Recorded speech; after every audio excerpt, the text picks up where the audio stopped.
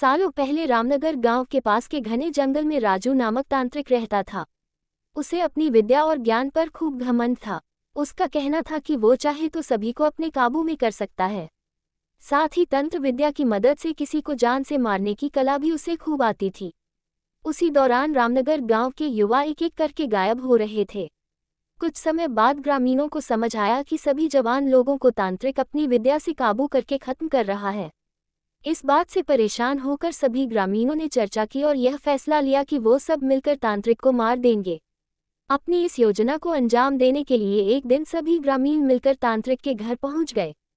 उस समय तांत्रिक किसी पूजा में बैठा हुआ था। इसे अच्छा मौका समझते हुए सभी ने उसे एक कुर्सी से बांध दिया और उस पर आग लगाकर वहां से चले आए। ग्रामीणों के मन में हुआ कि तांत्रिक उसी आग की लपटों में झुलस जाएगा और उससे उनका पीछा छूटेगा। हुआ भी ऐसा ही। करीब 4 से 5 साल तक सभी लोग अपने गांव में हंसी खुशी रहने लगे। अचानक एक दिन 4 लड़के अपने शहर से घूमने के लिए कहीं जा रहे थे। तभी बीच में रामनगर गांव पड़ा। रात बहुत हो चुकी थी तो उन्हें लगा कि थोड़ा वक्त यही गुजार लिया जाए। चारों लड़के रामनगर के जंगल में ही रुक गए। उन्हें जंगल में कुछ घूमने का मन हुआ तो वो आगे बढ़ने लगे और बढ़ते बढ़ते तांत्रिक जहां रहता था वहां पहुंच गए। पूरे घर में मकड़ी के जाल लगे हुए थे। तभी एक लड़के को आधी जली हुई कुर्सी नजर आई और वो बिना कुछ सोचे समझे उस पर बैठ गया। बैठते ही उसके अंदर तांत्रिक की आत्मा घुस गई। अब लड़का जोर जोर से चिल्लाकर कहने लगा कि अब मैं सबसे बदला लूंगा, पूरे गांव में आग लगाकर सबको जला दूंगा। अपने दोस्त को इस तरह का बर्ताव करते देख अन्य 3 लड़के डर गए और वहां से गांव की तरफ बढ़ने लगे। सुबह होते ही उन्होंने सरपंच से मुलाकात की और सारा किस्सा सुना लिया। सबसे पहले तो सरपंच ने उन तीनों लड़कों पर खूब गुस्सा किया।